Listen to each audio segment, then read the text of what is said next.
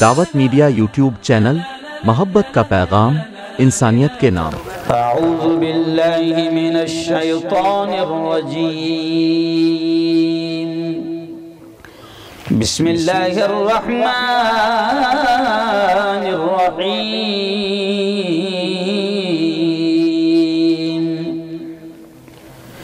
या अय्युहल्लज़ीना आमनू क़ू अन्फुसकुम व अहलीकुम नारा। व क़ाल तआला फमन यअमल मिस्क़ाल ज़र्रतिन ख़ैरन यरह व मन यअमल मिस्क़ाल ज़र्रतिन शर्रन यरह। वक़ाल रसूलुल्लाह सल्लल्लाहु अलैहि वसल्लम खैरुकुम मन तअल्लमल क़ुरआन व अल्लमा औ कमा क़ाल अलैहि सलातु वत्तस्लीम। मेरे मुस्तफ़ा का हमसर न हुआ न है न होगा। मेरे मुस्तफ़ा का हमसर न हुआ न है न होगा। कोई और उनसे बेहतर न हुआ न है न होगा। न हुआ न है न होगा। हो पसीना जिसका खुशबू में गुलाब से भी बढ़कर। हो पसीना जिसका खुशबू में गुलाब से भी बढ़कर। कोई ऐसा जिसमें अतहर न हुआ न है न होगा। कोई और उनसे बेहतर न हुआ न है न होगा। न हुआ न है न होगा। आज की बहुत ही पवित्र सभा और बड़ी मुक़द्दस मजलिस के सदर मोहतरम मेरे उस्ताद हज़रत अक़दस मौलाना मोहम्मद अली उर्फ बाबा मियाँ साहब अशरफी दामत बरकातुहुम, उस्ताद हदीस व तफसीर दारुल उलूम हुसैनिया अकोला, और जिनकी सरपरस्ती में ये जलसा होने जा रहा है मेरे दोस्त मोहतमिम मदरसा जामिया इस्लामिया अबू बकर सिद्दीक देवलघाट सदर जमीयत उलमा ज़िला बुल्डाना हज़रत मौलाना शरीफ साहब। ऐसे ही इस इजलास में तशरीफ़ फरमा मेरे साथी हज़रत मौलाना जाकिर साहब नदवी बुल्डाना, मौलाना मुफ्ती इस्मत खान साहब उस्ताद फ़िक़ह दारुल उलूम सोनोरी, हाफिज़ अब्दुल हन्नान साहब लोहारा शेगांव। कौन है हाफिज़ अब्दुल हन्नान, मालूम है आपको? ये जो कैमरा लेकर बैठे हैं ना, ये आपका पूरा प्रोग्राम पूरे हिंदुस्तान में पूरी दुनिया में जो ले जाएंगे वो है हमारे बाकमाल साथी हाफिज़ अब्दुल हन्नान साहब। ये हंसी खेल नहीं है। कैमरे के ज़रिए से आपको लग रहा है कि ये 100 लोगों में बात हो रही है, ऐसा लग रहा होगा ना आपको? नहीं, ये मेरे चैनल पर जा रही है जिसको अमेरिका भी देख रहा है। नांद्रा कोली को आज इंग्लैंड और सऊदी अरब भी देख रहा है ना? भले ये नांद्रा कोली हो, लेकिन यहाँ पर आने वाला वायरल मुफ्ती है। कौन सा मुफ्ती है? पूरी दुनिया में जाता है, समझे आप? और यकीन मानो अब्दुल हन्नान साहब जो काम करते हैं बड़ा काम करते हैं। अल्लाह ताला उनको जज़ाए खैर अता फरमाए। और लोग समझते हैं कि बस आसान काम है, और अजीब अजीब बातें करते हैं, बुलाते वक्त तो मुझे भी बड़ा अजीब लगता है। तो हाफिज़ अब्दुल अदनान साहब यहाँ मौजूद है, हाफिज़ किस्मत साहब है, मौलाना अब्दुल अलीम साहब है, मौलाना अब्दुल्ला साहब है, मौलाना अंसार साहब है, मुफ्ती ज़मीर साहब है, हमारे दोस्त हाफिज़ मुजाहिद साहब है बुल्डाना, हाफिज़ अलीम साहब है, मौलाना अंसार साहब है, हाफिज़ कासिम है। और ऐसे ही मुझे खुशी है, इस जलसे की खास बात यह है जाकिर भाई, मैं आप तमाम को मुबारकबाद दूंगा कि इस जलसे की खास बात यह है कि यहाँ पर हमारे बरादरान वतन, हमारे हिंदू भाई भी यहाँ पर जिम्मेदारान मौजूद है। मैं देख रहा हूँ संजय चतुर साहब यहाँ मौजूद है, मनोज सुभाष जाधव यहाँ मौजूद है, श्री संदीप साहब यहाँ पर मौजूद है, ऐसे ही अनिल राउत साहब है, समाधान साहब है, टंटा मुक्ति अध्यक्ष नांद्रा कोली, और भी बहुत सारे। हो सकता है कि मैं नाम भूल रहा हूं या मेरे पास में नाम लिस्ट में नहीं है, लेकिन मैं इस जलसे को खास तौर से इसलिए भी अहमियत दे रहा हूं कि यहां पर हमारे गांव के हमारे हिंदू भाई जिम्मेदारान भी बड़ी तादाद में मौजूद है। मैं आपसे कहूंगा कि हमारे इन भाइयों के लिए एक बार जोरदार तालियां आप बजा दें, बड़ी खुशी की बात है।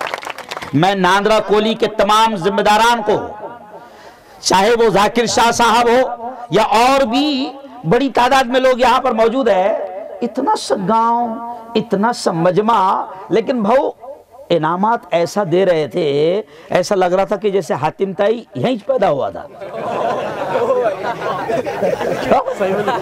कितना शानदार इनामात, हर बच्चे को धूमधाम से इनाम मिला, बड़ा जबरदस्त इनाम मिला। और आइए अब मैं बात शुरू करते हुए, अब जिसका हक है मैं मुबारकबाद दूंगा कि मैं यकीन मानो, मैं 50-100 के मजमे में रहता हूं। मुझे कहा गया, कई लोगों ने मुझे फोन किया, मुफ्ती साहब हमको तो यकीन नहीं आ रहा हो तुम आ रहे क्या, नांद्रा कोली में जलसा है, वो बच्चों का प्रोग्राम है, वो आप इतने से प्रोग्राम में कैसी क्या आ रहे हैं। लेकिन मैं आपको बताऊं कि हाफिज अब्दुल अजीम साहब, ये जो बच्चों के उस्ताद है, शायद ये इनके दिल का इखलास है। मुजाहिद साहब, ये इनकी मोहब्बत है। और आज मैं दुआ दे रहा हूं, कसम खुदा की खाकर कह रहा हूं कि अभी 2 दिन पहले मैं 50-100 के मजमे में था, लेकिन मैं इतना इत्मीनान और इतनी खुशी के साथ यहां पर बैठा कि हाफिज अब्दुल अजीम साहब ने जिस तरीके से बच्चों को तैयार किया है, नांद्रा कोली वालों, आप इसको शायद समझ नहीं सकते हो।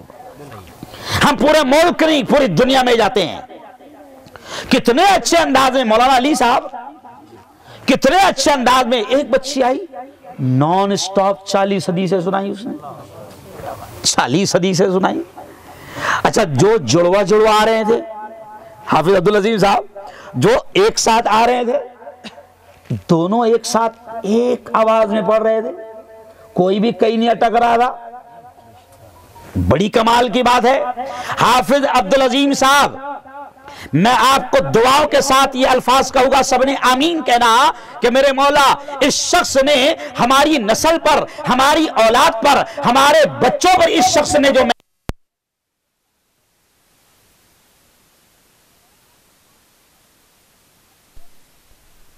दोनों जहां में तू इसका बेहतरीन बदला नसीब फरमा।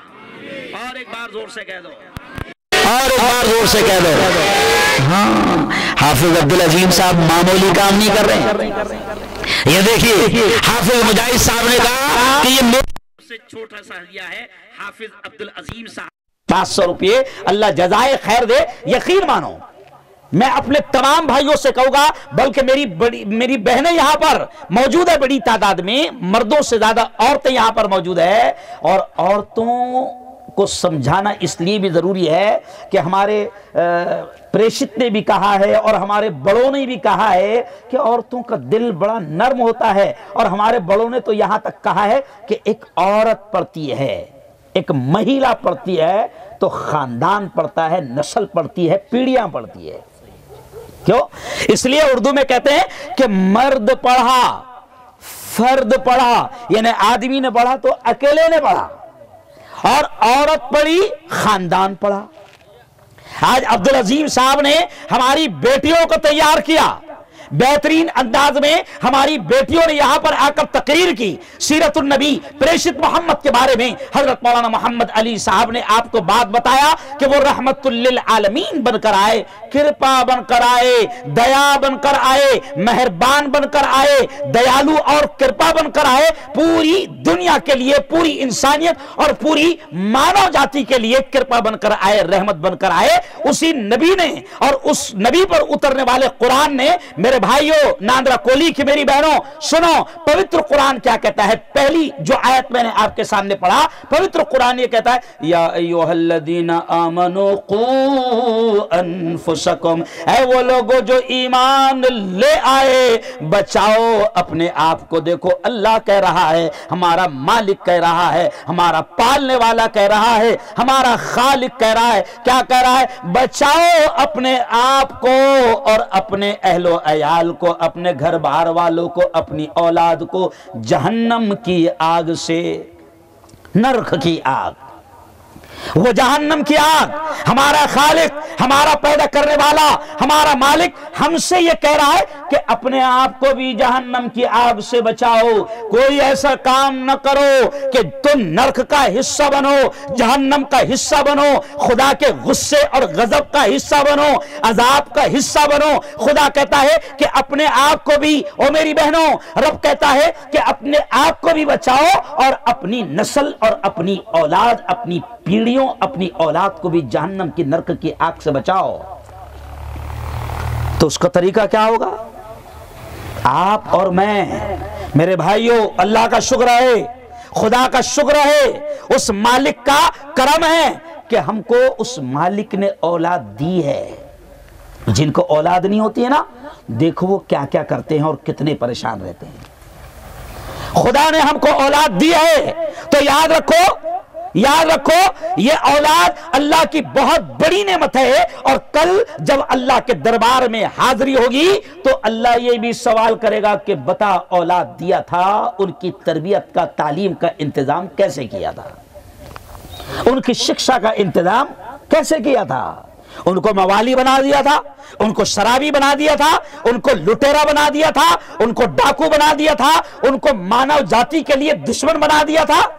आप देखें कि कितने बच्चे हैं जो आज गलत राहों पर जा रहे हैं। मैं अभी पूरे मुल्क में नशा मुक्ति पर काम कर रहा हूं। जब मैं दमन गया, मौलाना, दमन गया, दमन में आप जानते हैं समंदर के किनारे एक खूबसूरत गांव है दमन, और दमन में शराब इतनी आम है कि पान टपरी पर भी मिलती, कपड़े की दुकान पर भी मिलती, साइकिल की दुकान पर भी मिलती, शराब आम है।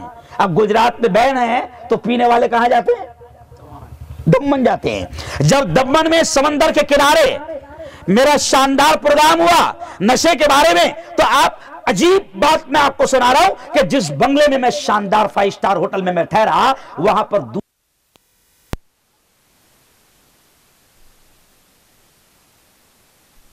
की तादाद में आई, कहने लगी कि गुरुजी आपका प्रोग्राम हो रहा था, हमारे घर भी करीब थे, हमने आपकी बात सुनी, आपने नशे के बारे में जो कहा कि नशे से कैसे घर तबाह हो रहे हैं, नशे से कैसे जिंदगी तबाह हो रही है। उन औरतों ने आकर ये कहा कि गुरुजी हम आपके साथ में हैं, अगर आपको कहीं हमारी जरूरत पड़ी हम धरने के लिए तैयार, आपको कहीं पैसों की जरूरत पड़ी हम पैसा देने को तैयार, लेकिन गुरुजी इस बात को जो तुम कर रहे हो, ये मिशन, ये मुहिम जो तुम चला रहे हो, जन जागरूकता अभियान, ये बहुत जरूरी है। हिंदू बहनों ने कहा कि हम पैसा वगैरह सब कुछ आपको देने को तैयार है, लेकिन तुम हमारे घरों को बचाने का काम कर रहे हो। आज छोटे छोटे बच्चे आप देखो नशे का शिकार हुए, क्यों भाई? एमडी नशा, ड्रग्स का नशा, न जाने कैसे कैसे नशा कर रहा है। चलो नशा, बल्कि मैं ये कह दूं, तरबियत की बात कर रहा हूं, तो चलो नशा। नशा सिर्फ वो नहीं है जो बोतल नहीं। लोग बोलते नशा शराब में होता तो नाश्ती बोतल, तो मैं कहता बावले, बोतल नहीं नाश्ती, तू नाश्ता। और नाश्ते नाश्ते नाले के किनारे बोतल पड़े रहती कि तू रहता? अरे बोलो ना भाई, तू पड़े रहता। खुदा ने तुझे इतनी अच्छी मखलूक बनाया, इंसान बनाया, तुझे जानवर नहीं बनाया, खुदा ने तुझे इंसान बनाया। और नशा का करके तू नालियों के किनारे पड़ा रहता और तुझको इंसान मोहब्बत की निगाह से नहीं देखते, हर गुजरने वाला बुरी निगाह से देखता। लेकिन इतनी अच्छी मखलूक तू इंसान है, लेकिन तू नशा करके नालियों के किनारे पड़े रहता, तो तुझे पानी पिलाने का काम कौन करता? बोलो ना, शर्मा मत। कुत्ता कहता है कि ये मेरा भाई पड़ा हुआ है, ये कितने नालायक लोग हैं, इसको पानी पिलाने को भी तैयार नहीं है, तो कुत्ता पानी पिलाना शुरू कर दो, कुत्ते का पानी समझ लिया। तो हंसते हंसते बड़ी बात कह रहा हूं, अगर आज हमने बच्चों की अच्छी शिक्षा, अच्छी तालीम, अच्छी तरबियत का इंतजाम न किया तो ये बच्चे आज इनकी जिंदगी तबाह हो जाएगी। इसलिए मैं आपसे कह रहा हूं, आज आप देखो कई लोग, मेरा एक वीडियो मेरा वायरल हुआ था, किसी जगह मैंने कह दिया कि आज क्या हो रहा है, कमारा 300 पुड़िया खारा 150 की, कमारा कितने 300 और पुड़िया खारा 150 की। अभी मैंने एक बच्चे को सलाम किया, मेरी आदत है मौलाना, मैं थोड़ा जोर से सलाम करता हूं, मैंने एक बच्चे को सलाम किया, अस्सलाम वालेकुम, तो जाकिर साहब उससे जवाब कैसे दिया, वालेकुम सलाम। मतलब किरवा क्या हो गया देखो, तो बोले मुफ्ती साहब मुंह नहीं खुल रहा था, मतलब पहले तो बहुत खुलता था, क्या पुड़िया खा रहे। तो इन बच्चों की तरबियत हमारी अपनी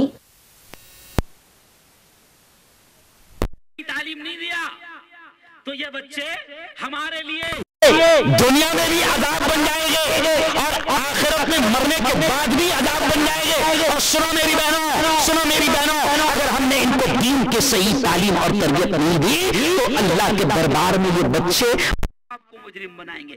अल्लाह ये मेरी माँ है, अल्लाह ये मेरा बाप है, अल्लाह मेरी माँ ने मेरे बाप ने दुनिया की हर चीज मेरे लिए किया था, बंगला दिया था, 5-10 एकड़ खेती भी दिया था और खूब दिया था मुझे, दुनिया का सारी चीजें दिया था, लेकिन जो इल्म तेरे दरबार में मुझे कामयाब करता वो इल्म मेरे माँ बाप ने मुझे नहीं दिया था। तो बताओ क्या जवाब दोगे अल्लाह को, क्या जवाब दोगे अल्लाह को? मैं मेरे हिंदू भाइयों के सामने कह रहा हूं भाव, पवित्र कुरान में 6666 पंक्तियां है, पवित्र कुरान में 6666 पंक्तियां है, लेकिन अजीब बात है पवित्र कुरान में रोजे का भी हुक्म है, नमाज का भी हुक्म है, हज को जाने का भी हुक्म है, ऐसे 6066 हुक्म है, लेकिन पवित्र कुरान में बहु नमाज का ऑर्डर पहले नहीं आया, रोजे का ऑर्डर पहले नहीं आया, ज़कात देने का ऑर्डर पहले नहीं आया, हज को जाने का हुक्म भगवान ने पहले नहीं दिया। मैं हिंदू भाइयों के सामने कह रहा हूं कि पवित्र कुरान में सबसे पहले पंक्ति और सबसे पहले ऑर्डर जो ऊपर वाले ने दे दिया वो है इक़रा, यानी शिका। पवित्र कुरान में पहला ऑर्डर क्या है? पढ़ो, तालीम हासिल करो। इसलिए मैं मुसलमानों से भी ये कहता हूं, हिंदू भाइयों से भी कहता हूं कि सुनो, एक वक्त चूल्हा बंद रहे चलेगा, एक वक्त खाना नहीं मिले चलेगा, लेकिन अपने बच्चों की अच्छी शिक्षा, अच्छी तालीम का इंतजाम करो। बाबा साहेब अम्बेडकर ने भी क्या कहा? 3 मंत्र बताए। क्यों भाई? 3 मंत्र क्या? शिका, और क्या? संगठित हुआ, और क्या? संघर्ष करो। बेडरूम में नहीं मिलने वाली कामयाबी, क्या करो? संघर्ष करो और संगठित हो जाओ। मैं तो समझता हूं कि अब बाबा साहेब अम्बेडकर ने जो संगठित होने का कहा ना, पवित्र कुरान में साफ तौर से खुदा ने यह कहा है, वला तनाज़उ, आपस में झगड़ना मत वरना कमजोर हो जाओगे। आज क्या हो रहा है? तालीम हासिल नहीं कर रहे हैं तो अपने असल दुश्मन कौन है उनको पहचान भी नहीं पा रहे। क्यों भाई? तालीम हासिल नहीं कर रहे तो असल दुश्मनों को पहचान नहीं पा रहे। अभी देखो गुजरात के मोरबी में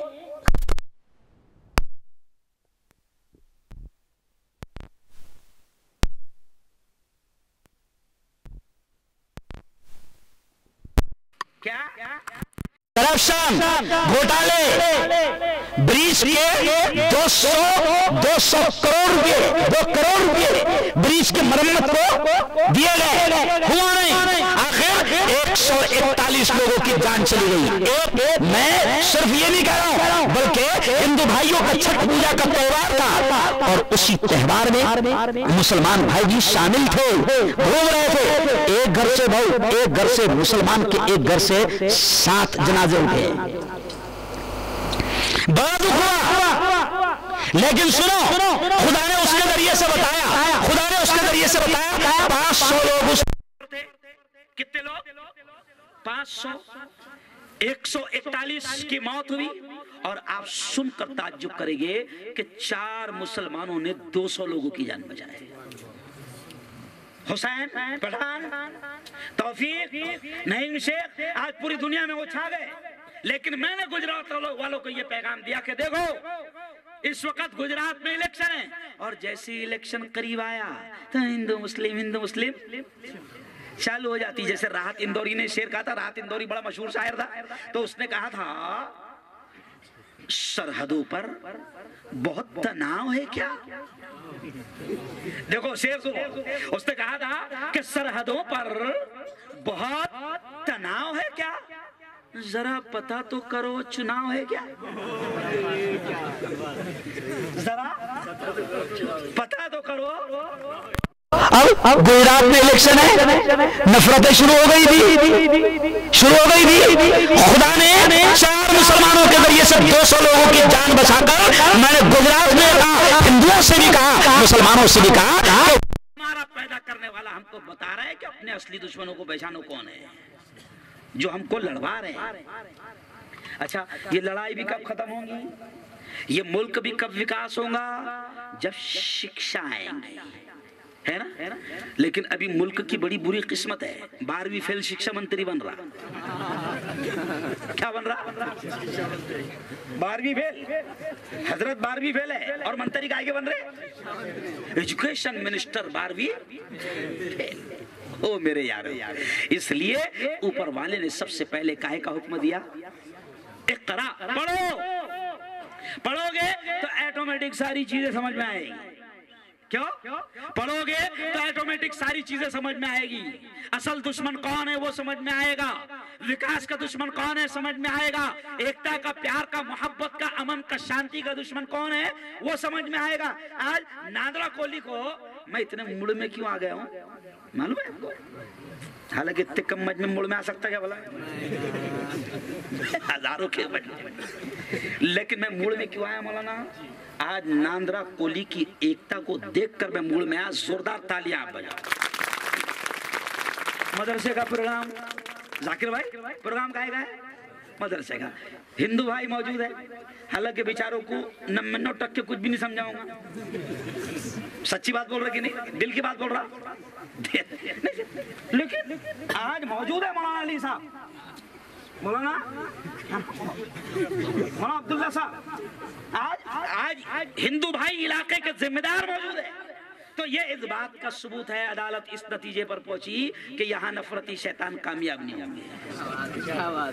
अदालत अरे बोलो, इस नतीजे पर पहुंची कि नफरती चिंटू यहाँ कामयाब अरे बोलो नहीं होंगे। और यही हमारे मुल्क की शान है। इसलिए हमारे मुल्क को कहा गया था सारे जहां से अच्छा हिंदुस्तां हमारा, हम बुलबुले हैं इसकी, ये गुलसिता हमारा।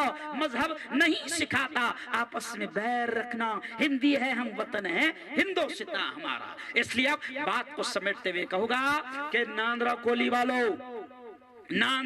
वालों सबसे ज्यादा मेहनत करो, अपने बच्चों की अच्छी शिक्षा, अच्छी तालीम, अच्छी तरबियत। और मेरी बहनों से मैं कहूंगा, ओ मेरी बहनों, मैं आपसे कहूंगा कि हमारे बुजुर्गों ने कहा है माँ की गोद बच्चे का पहला मदरसा है। पहली स्कूल क्या है?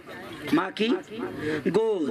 अब माँ की गोद पहला मदरसा है, यानी इस बात का इशारा मिल गया कि बच्चा ज्यादा किसके पास रहता? अरे बोलो ना भाई जोर से, माँ के पास। 3-4 घंटे वो स्कूल में जाता, मदरसे में जाता, बाकी किसके पास रहता? माँ के पास। बाबा कहाँ रहते? अरे बोलो ना भाई, बाहर रहते। अच्छा अभी तो उल्टा हो गया, अभी बाबा भी और माँ भी, उनके पास बच्चे भी है मगर बाबा भी मोबाइल में ना माँ भी मोबाइल में। नहीं समझे आप? अभी सबसे बड़ा शैतान क्या है? अरे बोलो, मोबाइल। सबसे ज्यादा तबाह कौन कर रहा? मोबाइल, है ना। जब कंपनी आई नई रिलायंस की और उसने कहा 2 GB डाटा फ्री, तो मैंने बोला 2 GB डाटा मत दे, 2 रोटी आटा दे। डाटा खाएंगा कि आटा खाएंगा? अरे बोलो ना यार, आटा खाएंगे डाटा खाएंगा? नहीं, लेकिन आटा नहीं दे रहा, क्या दे रहा? डाटा। उसको मालूम है उसको डाटा दो तो फिर ये बैठे रहेगा 4-5 घंटे और अपनी जिंदगी ऐसे ही खराब करेगा और असल मुद्दों पे इसका ध्यान समझ जा रहा। तो पढ़ेंगे तो बावले नहीं बनेंगे। इसलिए कुरान में पहला ऑर्डर क्या आया? पढ़ो। पढ़ोगे तो बावले नहीं बनेंगे। अब शैतान ने सबको लगा दिया, औरतें भी लगी हुई है घर में मोबाइल में। और मेरी बहनों, मैं आपसे कह रहा हूं कि बच्चे बच्चियां आपको देखकर तालीम हासिल करती है। आप देखो हमारे घरों में क्या होता, अगर माँ नमाज पढ़ रही है साहब, अगर माँ नमाज पढ़ रही है तो 2 साल की बच्ची उसको पढ़ते भी नहीं आ रही, लेकिन माँ को देखकर वो भी रुकू में जाती, सज्जे में जाती, माँ को देखकर माँ जैसा कर रही वैसा करती। अब माँ अगर उसको दिख रही कि दिन भर मोबाइल में, माँ उसको दिख रही कि टीवी पे है ना। अभी आजकल क्या करती है औरतें, दूध भी पिला रही तो उनकी निगाह कहाँ है? टीवी पे। अब बताओ, हमारे बुजुर्गों के बारे में मिलता है हजरत शेख अब्दुल कादिर जिलानी और हजरत शेख कुतुबुद्दीन बख्तियार काकी, और ये तमाम लोगों के बारे में मिलता है कि ये अल्लाह वली कैसे बने कि इनकी माओ ने इनको बगैर वजू के दूध भी नहीं पिलाया, तब बने। मेरी बहनों सुन लो, तुम्हारे हाथ में बच्चों की परवरिश है। अब कई मर्तबा क्या होता है, औलाद बिगड़ गई, माँ शिकायत करती कि मेरा बच्चा मानी नहीं रहा, लाता मार रहा, गालियां बक रहा, मेरे साथ फाइटिंग कर रहा। क्यों? तब एक मर्तबा एक माँ मेरे पास में आई कि मुफ्ती साहब अलग अलग एकदम आइटम लाते, तो एक माँ मेरे पास में और कहने लगी, मुफ्ती साहब मेरा पोरिया कुर्ते इतनी पहनता, क्या नहीं पहनता? तो बोला खाला तूने इसका नाम क्या रखे है? तो बोले सलमान। तो बोला खाला नहीं पहनेगा क्योंकि तूने नाम क्या रखी इसका? नहीं समझे, ऐसा निकाल के फेंक देगा, वो पहनेगा नहीं, नालायक। तो तूने ये नाचने गाने वालों को ध्यान में रख के नाम सलमान रखी तो असर तो वही आएगा। अरे बोलो, और तूने साहबी रसूल हजरत सलमान फारसी को जहन में रखकर नाम रखी होती तो असर हुआ था। अरे बोलो, आज क्या हो गया? एक माँ आई, मुफ्ती साहब मेरा बेटा मेरे से भी लड़ाई करता और अब तो लाते मारने लग गया। तो मैंने हंसते हंसते बोला कि खाला एक्चुअल में बेटे का कसूर नहीं है, मैं एकदम सादे अंदाज में बात समझा रहा हूँ। मैंने कहा खाला तू याद कर जब ये तेरी गोद में होगा और तू इसको दूध पिलाती होगी तो उस वक्त तेरे हाथ में टीवी का कंट्रोल होगा और तेरी निगाह टीवी पर होंगी, और ये दूध पी रहा होगा, तेरी निगाह कहाँ होंगी? टीवी पर होंगी, और टीवी पे फाइटिंग चल रही होंगी। समझा? तो जैसा तूने दूध पिलाई है उसके असर अरे बोलो आएंगे। तो मैं सादे अंदाज में कह रहा हूं नांदरा कोली की मेरी बहनों, मेरे भाइयों, कि ये दुनिया में सबसे बड़ी दौलत है। अगर अल्लाह आपको औलाद दे, ये उसका बहुत बड़ा इनाम है।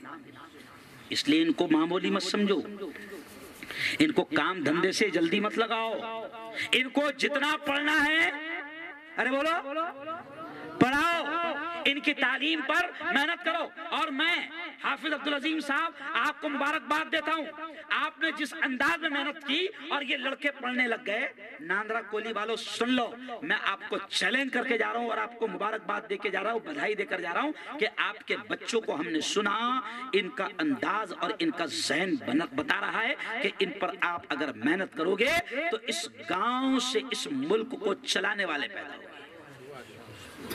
इस गांव से बड़े बड़े आलिम, बड़े बड़े मुफ्ती पैदा होंगे, इस गांव से अच्छे डॉक्टर पैदा होंगे, इस गांव से अच्छे वकील पैदा होंगे, इस गांव से अच्छे इंजीनियर पैदा होंगे, इस गांव से अच्छे मुल्क को, गांव को चलाने वाले पैदा होंगे। आपके बच्चे, मैं तजुर्बे की बुनियाद पर कह रहा हूं, आपके बच्चों को हमने देख लिया, नांदरा कोली में अल्लाह ने ज़हानत रखा है, दिमाग रखा है ना, बस काय की जरूरत है, तराशने की। अकोला के एक बड़े आदमी हैं जो जज होकर अभी रिटायर हुए हैं, उनका नाम है मंजूर नदीम बालापुरी, नाम सुने? मौलाना जुबैर के अब्बा जज है साहब। उनके बंगले का ओपनिंग मेरे हाथ से हुआ, तो उनके वो शायर भी है, कवि भी है, तो उन्होंने उनके बंगले के गेट पर उनका शेर लिख कर रखे हुआ है, और उनका शेर इतना प्यारा है वो उनकी कविता कि पूरी दुनिया में मशहूर हुई। तो बच्चों पर से मुझे याद आ गया कि वो कवि ने जो जज भी है, उन्होंने एक शेर कहा कि एक पत्थर की भी तकदीर संवर सकती है। क्या कहा उन्होंने? कि एक पत्थर की भी तकदीर संवर सकती है, शर्त यह है कि सलीके से तराशा जाए। शर्त यह है कि सलीके से, अभी देखो एक पत्थर है पड़ा हुआ है, अगर उसको बेहतरीन अंदाज में एक कलाकार ने अगर उसको मूर्ति का आकार दे दिया तो हो गया ना कीमती। अरे बोलो, मिट्टी है ना, कुम्हार ने उसको जबरदस्त अंदाज में मूर्ति का आकार दे दिया तो हो गया ना कीमती। पत्थर है, मिट्टी है, लेकिन जब आकार उसका सही अंदाज में किया गया, उसको तराशा और उसको बनाया, सही अंदाज में गया, तो उसकी कीमत बढ़ गई, वो सरों का ताज बन गई। क्यों? तो ऐसे ये जो बच्चे हैं ना, ये जो बच्चे हैं, अगर इनको सलीके से इन पर मेहनत की जाए, इनको तराशा जाए, इनकी तरबियत की जाए, इनकी अच्छी शिक्षा का इंतजाम किया जाए, मैं आपसे कहता हूं कि जनाब नांदरा कोली के शेतकरी का बच्चा मुल्क का पीएम और सीएम बन सकता है। अभी 1 महीना पहले मेरे हाथ से अवार्ड दिया गया एक बेटी को, अकोला में एसपी साहब भी मौजूद थे वो प्रोग्राम में, मुझे बुलाया गया, बड़े बड़े नेता मौजूद थे, सब मौजूद थे। बेटी बनी नागपुर की कमिश्नर, अस्मा नाम है उसका। जब उससे पूछा बेटी से कि बेटा तेरे अब्बा क्या करते हैं, तो उसने कहा कि मुफ्ती साहब मेरे अब्बा ड्राइवर है। क्या है? ड्राइवर है। मैं ये मिसाल क्यों दे रहा हूं कि आप बिल्कुल ना सोचो कि हम देहात में है, गांव में। ये मुफ्ती हारून पूरी दुनिया में आज अल्लाह काम ले रहा है, नाम पूरी दुनिया में चला गया। मैं ऐसे शख्स का बेटा हूं कि जिसको अपना नाम भी लिखना नहीं आता था, लेकिन मेरे बाप ने मुझ पर मेहनत की। मेरा बाप उलमा के साथ रहता था, उलमा की खिदमत करता था, इल्म दीन की अहमियत को जानता था, मुझे पकड़ा, मदरसे में डाला, अच्छी तालीम दी, तरबियत किया। मेरे बाप को नाम लिखना नहीं आता था, लेकिन आज हाल यह है कि उसका बेटा पूरी दुनिया में काम कर रहा है। अच्छा ये भी सुन लो, मेरे घर में 8 डॉक्टर है, 2 MBBS, 2 BDS, 2 BUMS, 2 बाबा भी डॉक्टर है, समझे क्या? और घराना तो मजदूर, घराना क्या? मजदूर, पढ़ा लिखा घराना नहीं था। लेकिन जब अब्बा हुजूर को शिक्षा की अहमियत समझ में आ गई तो अब्बा हुजूर ने किराना दुकान लगाया, पुड़िया बांधा, डबल रोटी बेचा। क्यों? लेकिन पढ़ाने का काम किया, इंतजाम किया, तो आज अल्लाह ने यहां तक पहुंचाया। और याद रखो, आखिरी बात कह रहा हूं कि इल्म ही आपको इज्जत दिलाएगा, रुपया पैसा इज्जत नहीं दिलाएगा।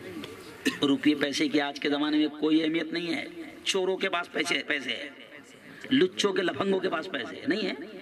अरे बोलो ना, है सबके पास। और हमारे तो प्रेषित ने कहा है कि जब कयामत करीब आएंगी तो पैसा आम हो जाएगा। क्या हो जाएगा? तो पैसों से इज्जत नहीं मिलती। अभी आपको मालूम है, मैं आपको समझाने के लिए कह रहा हूं, पैसों से इज्जत नहीं मिलती। आज मैं जब जाता हूं तो सोने चांदी और हीरे की जवाहरात की फैक्ट्रियों के और दुकानों के और शोरूम के मालिक मेरे लिए टॉयलेट में चप्पल रखते, जूता पहनाते, तो काय की वजह से? अरे बोलो ना भाई, इल्म की वजह से।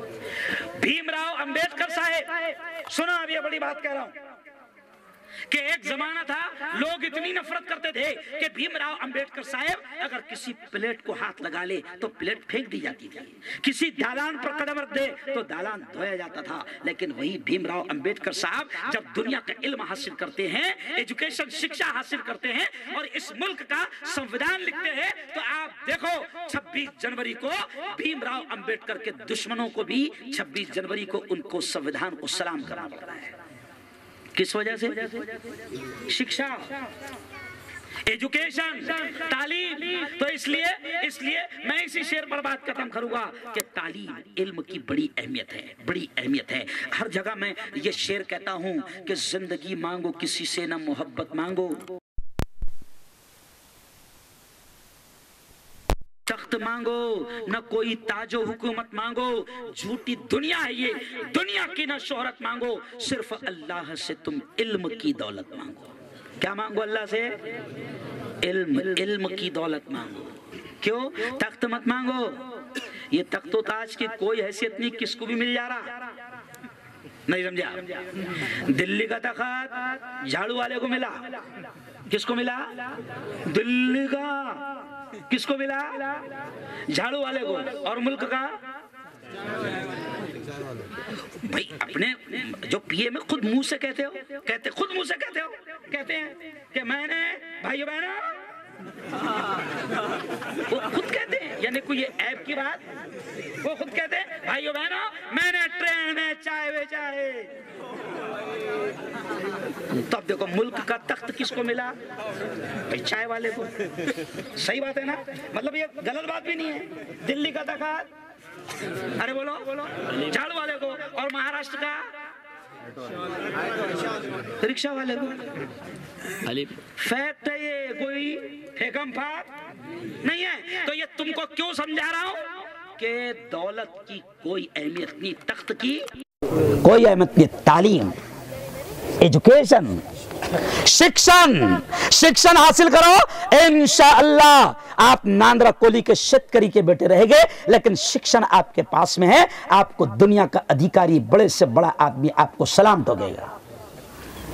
तो दुनिया की भी बेहतरीन तालीम लो ओ प्यारे बच्चे।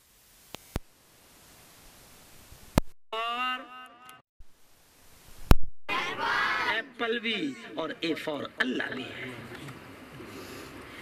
दीन भी सीखो, दुनिया भी सीखो। मेरा मानना है जो जिस धर्म का है, अगर वो सच्चा धर्मी होगा तो वो अच्छा इंसान होगा। अभी मेरा स्टेटस देखो, अभी मुझे सीआईडी ने गुड करके और ऐसा मतलब फूल बनाकर लाइक करके भेजा। अभी सीआईडी के बड़े ऑफिसर है, तो मैंने देखा काय पर लाइक करे इन्होंने मेरे, तो मेरे स्टेटस में आज मैंने लगाया कि जो शिक्षा, जो इल्म इंसान को इंसान की मोहब्बत न सिखाए, कदर न सिखाए, उस इल्म हासिल करने से बेहतर है कि जाहिल रहो। तो अगर आप इल्म हासिल कर रहे हैं, दीन का, धर्म का, दुनिया का, कॉलेज का, स्कूल का, अगर वो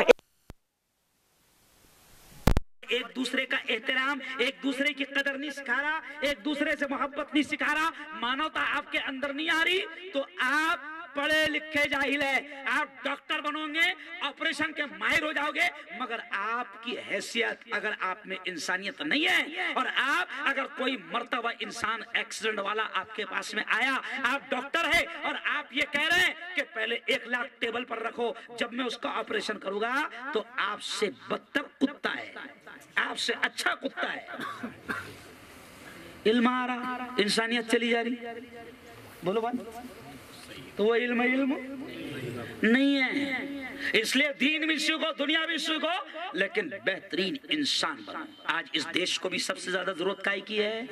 मानवता, इंसानियत, मोहब्बत, प्रेम। वो प्रोग्राम कितना बड़ा होगा आप इससे अंदाजा लगाओ कि भैया जी महाराज ने जब मुझे बुलाया तो उस प्रोग्राम में 3 स्टेट के मुख्यमंत्री थे।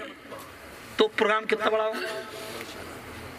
3 स्टेट के, महाराष्ट्र का मुख्यमंत्री, राजस्थान का मुख्यमंत्री, मध्य प्रदेश का मुख्यमंत्री। और भैयू जी महाराज ने खुलेआम ये कहा था, और उस वक्त उस स्टेज पर उमा भारती भी मौजूद, साध्वी भी मौजूद, सब मौजूद। और उस स्टेज पर भैयू जी महाराज ने कहा था, स्टेज पर हाथ दिखाकर मैं बैठा था, ये मेरा हिंदुस्तान है और पहचान लो कि मेरा अगर दोस्त मुफ्ती हारून है तो इससे अंदाजा लगाओ हम क्या चाहते हैं। भैयू जी महाराज ने, और उनका अजीब मोहब्बत मुझसे करते थे। उनके इंतकाल के बाद कुछ दिनों बाद में उनकी बीवी का फोन आया, आप मुफ्ती हारून? मैंने कहा हाँ। कहा क्या महाराज के दोस्त थे बड़े? हाँ। मैंने कहा क्यों? कहा कि मैं महाराज की बीवी बोल रही हूँ और उनकी पर्सनल डायरी में आपका नंबर मिला है, मैं आपसे मिलना चाहती हूँ। तो ये है हिंदुस्तान। क्या है? ये है हिंदुस्तान। अभी मैं बदनापुर में आया था, जालना बदनापुर, वहाँ बड़े महाराज मौजूद थे, तो मेरा फोटो भी वायरल हुआ कि हम दोनों जब एक दूसरे से गले, मतलब कुछ बात थी हम लोग कर रहे हैं, तो किसी ने उसको वायरल किया और कहा कि ये है हिंदुस्तान। आज चंद कुर्सियों की खातिर ये शैतान हमको लड़ा रहे हैं, चंद कुर्सियों की खातिर, है ना? जबकि ये कुर्सी हमेशा की, अरे बोलो ये कितनी अच्छी कुर्सी है, अल्लाह की कसम शादी में भी इतनी अच्छी नहीं मिली थी मेरे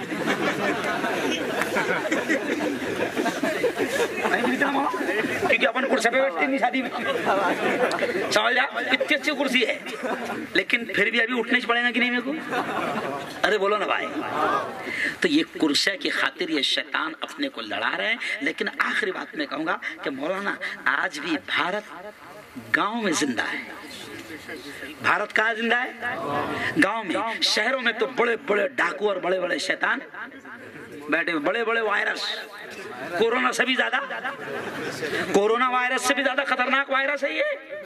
कोरोना वायरस भी तो बेचारा आया और अरे बोलो चला गया।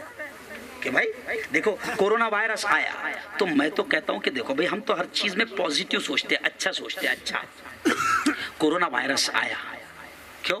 उसने एक चीज सिखा कर गया कि जिस वक्त माँ अपने बच्चे को देखना पसंद नहीं कर रही थी, बेटा अपनी माँ की लाश को हाथ लगाना पसंद नहीं कर रहा था, ऐसे टाइम में हमने धर्म नहीं देखा और हमारे बच्चों ने शमशान पहुंचकर अंतिम संस्कार का काम किया। तो कोरोना ने बता दिया कि ये है असल इंसानियत, कि एक दूसरे के काम आओ, एक दूसरे के काम आओ। मेरे बच्चे को जब बॉम्बे में खून लग रहा था और खून नहीं मिल रहा था, तो उस वक्त जो सबसे अहम चीज थी मेरे लिए, वो खून किसी अब्दुल्ला और अब्दुल रहमान ने नहीं दिया, वो एक खून मेरे प्रकाश नाम के भाई ने दिया था। ये है मेरा हिंदुस्तान। ये चंद शैतान है, नालायक है, मैं तो डायरेक्ट कहता हूं कुत्ते हैं, कमीने, कुत्तों से भी बदतर है। याद रखो, सख्त जुमला कह रहा हूं, कुत्तों से भी बदतर है जो इंसान की खून की होली खेल रहे हैं, जो इंसान को इंसान से लड़ा रहे हैं। इसलिए प्यारे बच्चों, अपनों को इल्म हासिल करना है और अच्छा इंसान बनना है, कहो इंशाअल्लाह। एक दूसरे से मोहब्बत करनी है, कहो इंशाअल्लाह। इस मुल्क का नाम रोशन करना है, कहो इंशाअल्लाह। इस मुल्क से नफरतों को खत्म करना है, कहो इंशाअल्लाह। ये बनना है। अगर इल्म ये चीज नहीं सिखाए तो कोई फायदा, अरे बोलो नहीं। अभी मेरा एक बॉडी गार्ड है विनोद, इससे पहले लाया था मैं बुल्डाना केस में, और बड़ा टीका है, बड़ा टीका। अब मैं गया वहाँ आकोट के करीब, कई प्रोग्राम था संग्रामपुर में, तो मीडिया वाले मेरे पास में आए, विनोद मेरे बाजू में। अच्छा, विनोद जब हम चलते थे तो बड़ा अजीब लगता था कि भाई मुल्ला और बाजू में कंधे से कंधा मिलाकर कौन है? तिलकधारी, बड़े टीके वाला। तब मीडिया वालों ने मुझसे पूछे, साहब आप तो मुस्लिम धर्मगुरु है और आपका पर्सनल बॉडीगार्ड पक्का हिंदू है, तो आपको कैसा लगता? तो मतलब तेरे पेट में क्या हो रहा है? बोल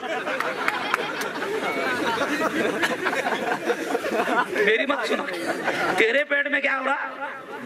अरे मैंने कहा, जब शिवाजी महाराज के करीबी हिफाजत करने वाले मुसलमान हो सकते हैं तो मुफ्ती हारून की हिफाजत करने वाला विनोद नहीं हो सकता? अरे बोलो लेकिन ये शैतानों को अच्छा नहीं लग रहा। उनको मालूम है कि अगर ऐसा रहा तो अपनी कुर्सी का क्या होगा।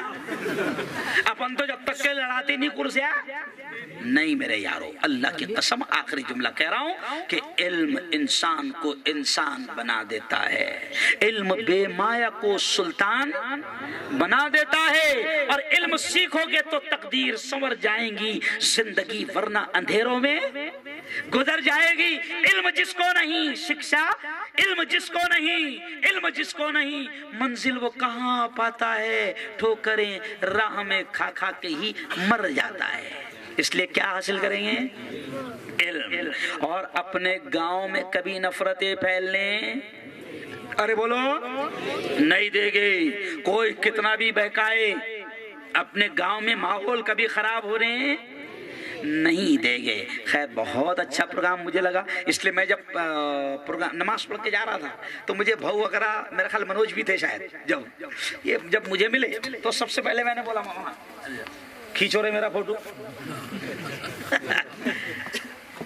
ये है हिंदुस्तान। तो नांदरा कोली में जो मैं इतना मूड में आ गया और इतनी देर बोल दिया, उसकी वजह यह है क्योंकि मैं पूरे मुल्क में एकता का संदेश लेकर जा रहा हूं। मैं पूरे मुल्क में नशा मुक्ति के पर काम कर रहा हूं। मैं पूरे मुल्क में एजुकेशन को आम करने का काम कर रहा हूं। तो मुझे दो चीज अच्छी लगी, एक तो प्रोग्राम एजुकेशन का, तालीम का, इल्म की निस्बत, और दूसरे ये कि मदरसे का प्रोग्राम और हिंदू भाइयों की मौजूदगी। तो मुझे बड़ा अच्छा लगा, इसलिए मैंने इतनी देर भी बोला। अब कल मैं आगरा में रहूंगा, कल मैं आगरा में रहूंगा, परसों मैं अजमेर में रहूंगा, राजस्थान में। मेरे प्रोग्राम सब टीवी पर आ जाते हैं कि आज मैं कहाँ है, कल का है। इन्हें मारने वालों को भी आसान रहता कैसे जाने वाला है, नहीं समझा। अभी देखो खुदा बचाता है ना, अच्छे काम करने वालों को खुदा, है ना। वो शेर सुने नहीं क्या तुमने, फानूस बन के जिसकी हिफाजत हवा करे, वो शम्मा क्या बुझे जिसे रोशन खुदा करे।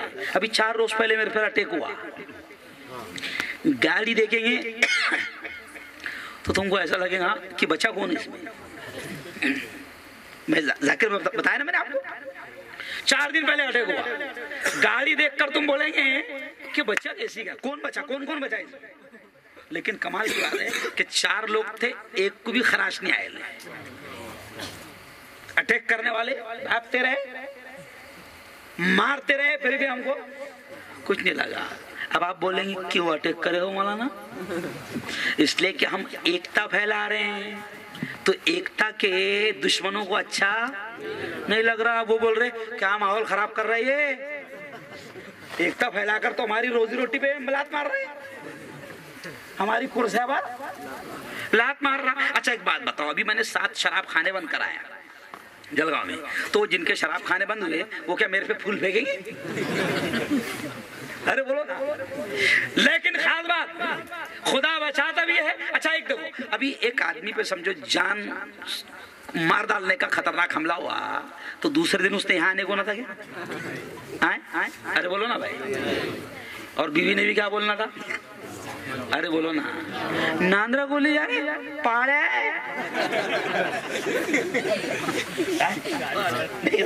लेकिन मेरी बीवी क्या बोलती, मुफ्ती साहब तुम बहुत अच्छा काम कर रहे हैं, हमें यकीन है कि तुम्हारी खुदा हिफाजत करेगा। समझ रहा, इसलिए मैं बिंदास घूम रहा। और अपना तो ईमान है भैया, जब लिखे ले तभी जाएंगे, उससे पहले आने वाली नहीं। जैसी लिखे ले, अरे बोलो ना, है ना, जैसी लिखे ले। अभी मैंने जब शराब खाने बंद कराया तो मैंने जाकिर भाई हम लोग बातें कर रहे थे, मैंने सुनाया। तो अब मैं सुबह सुबह अकेला घूमता हूँ, तो 3 लोग आ गए पूरा मुंह बांध के आ गए। मुफ्ती साहब धंधे के आड़ में मत आओ। क्या बोले? तो मतलब तेरा वो धंधा है, मेरा ये धंधा है। तेरा वो धंधा है, मेरा ये धंधा है। मैं मेरे युवाओं को बचाने की कोशिश कर रहा हूं। अरे एक बच्चा अगर जवान 23-24 साल का, उसकी जबान काट दी जाए, आओ मैं सिर्फ मुल्ला नहीं हूँ, 14 साल तक मैं प्रोफेसर रहा हूँ, मैंने डॉक्टरों को पढ़ाया हूँ। साहब मैं सिर्फ मुस्लिम धर्मगुरु ही नहीं हूँ, मैं पॉलिटिकल लीडर भी हूँ और 14 साल तक मैंने डॉक्टरों को पढ़ाया हूँ, चैनल का मालिक हूँ, पेपर का मालिक हूँ। जब मेरे दवाखाने में जबानें काटी जाती है, गाल काटे जाते हैं ना, रूह काट जाती है, कितना बुरा। राज मोहम्मद, आखिरी बात सुन लो, राज मोहम्मद एक चोपड़ा, चोपड़ा का नाम सुने आपने? जलगांव जिले में एक चोपड़ा शहर है, चोपड़ा का राज मोहम्मद, बड़ा आदमी, पूरा जबड़ा काट दिया गया नशे की वजह से, गुटखे खाता था, कैंसर हुआ, जबड़ा काट दिया गया। अब बड़ा आदमी है, लोगों ने उससे कहा कि इसकी प्लास्टिक सर्जरी हो जाती है, अच्छा चेहरा हो जाएगा। तो उसने क्या कहा, नहीं, मैं अच्छा चेहरा भी नहीं कराऊंगा और रुमाल भी नहीं बांध के घूमूंगा, मैं ऐसे घूमूंगा और लोगों को ये संदेश दूंगा कि देखो मैंने अच्छी जिंदगी मेरी कैसी खराब होगी, मैं लोगों को संदेश देना चाहता हूँ। तो मैंने उसका स्वागत किया, मेरे प्रोग्राम में उसमें कलेक्टर साहब भी मौजूद थे, एसपी साहब भी, स्वागत किया मैंने कि वो पैगाम दे रहा है। तो हम क्या काम कर रहे हैं, है ना? देखो भाई, वो एक शेर बात खत्म, किसी ने कहा है कि उनका जो काम है वो अहले सियासत जाने, राजनेताओं का जो भी काम है उनका जो काम है वो अहले सियासत जाने। मेरा पैगाम मोहब्बत है, जहां तक पहुंचे। मेरा पैगाम क्या है? मोहब्बत है, जहां तक पहुंचे। अल्लाह से मैं दुआ करता हूँ, हाफिज अब्दुल अजीम साहब को एक बार फिर मुबारकबाद देता हूँ। हाफिज अब्दुल अजीम साहब, दुनिया कदर करे न करे, लेकिन खुदा क्या देगा, हमारे पास अल्फाज नहीं। तुम कौम की नस्लों को बनाने का काम कर रहे हो, पीढ़ियों को बनाने का काम कर रहे हो। ये एक बच्ची आपके पास में पढ़ेगी, दीनदार बनेगी, ये बड़ी होगी, इसकी शादी होगी, हाफिज साहब इसकी शादी होगी, ये नस्लों को जब जन्म देगी तो ऐसी पढ़ी लिखी बेटी अच्छी नस्ल को जन्म देगी जो सबसे बड़ा कौम के लिए, समाज के लिए इनाम है। तो तुम जो काम कर रहे हो हाफिज अब्दुल अजीम साहब, ये बहुत बड़ा काम है, करते रहो, करते रहेंगे इंशाल्लाह। हाँ, और जाकिर भाई, अगला प्रोग्राम चौक में रखना, कहीं भी सारे हिंदू भाइयों को बुलाना, बेहतरीन नशा मुक्ति पर रखो या राष्ट्रीय एकात्मता पर रखो, बहु चौक में रखो, क्योंकि अब हम काम कर रहे हैं कि छोटे छोटे गांव की हिफाजत की जाए शैतानों के वायरस से, क्योंकि कोरोना वायरस से भी ज्यादा खतरनाक वायरस ही है। इनका अभी तक के वैक्सीन, अरे बोलो, नहीं आया, तो इनके वैक्सीन अपुनी है, समझ गए? अपुन समझ गए तो सारा मसला, अरे बोलो, हल होगा। तो एक शानदार प्रोग्राम आप लोगों ने यहाँ सजाया, दिल की गहराइयों से एक बार फिर बहुत बहुत बधाई, बहुत बहुत मुबारकबाद, है ना? बहुत बहुत शुक्रिया, आमीन व आखिर दावाना अनिल हम्दुलिल्लाहि रब्बिल आलमीन। अब मुझे यहाँ से जल्दी जाने देना, क्योंकि अभी भी मैं घर को 2-2:30 बजे पहुँचूंगा, 2-2:30 बजे पहुँचूंगा, फिर सुबह उठकर कल जुमा पढ़ाऊंगा, फिर आगरा जाऊंगा, है ना? तो इसलिए अब मैं यहाँ से बिल्कुल जल्दी निकलूंगा।